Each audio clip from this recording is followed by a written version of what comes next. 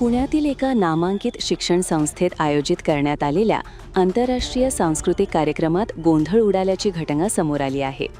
Maharashtra institute of technology world peace university अर्थात MIT मध्ये झालेल्या कार्यक्रमादरम्यान बांगलादेशी फूड स्टॉलची तोडफोड करण्यात आल्याचा आरोप आहे. One world many cultures one celebration या ब्रीदवाक्याखाली आयोजित करण्यात आलेल्या वर्ल्ड कल्चरल फेस्टिवलमध्ये विविध देशांचे खाद्यपदार्थ आणि सांस्कृतिक स्टॉल्स उभारण्यात आले होते. याच कार्यक्रमादरम्यान मंगळवारी हा प्रकार घडला. या घटनेचा एक व्हिडिओ सोशल मीडियावर व्हायरल झाला असून तो भाजप युवा मोर्चाचे पुणे अध्यक्ष दुष्यंत मोहोळ यांनी पोस्ट केला आहे.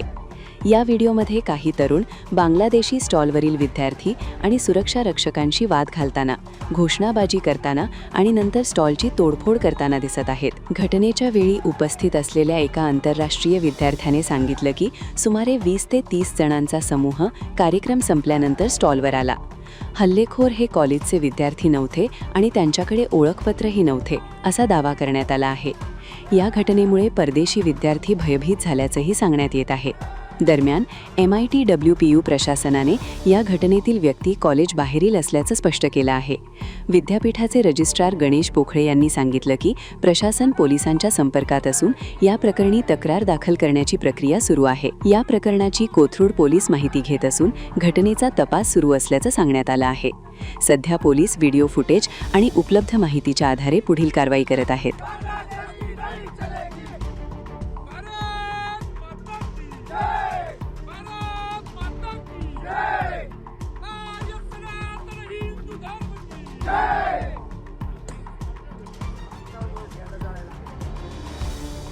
जय श्रीराम जय श्रीराम जय श्रीराम.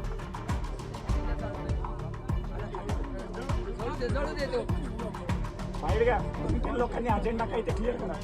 भारत माता की जय. हो ओंकार भाऊ बाहेर द्या थोडी.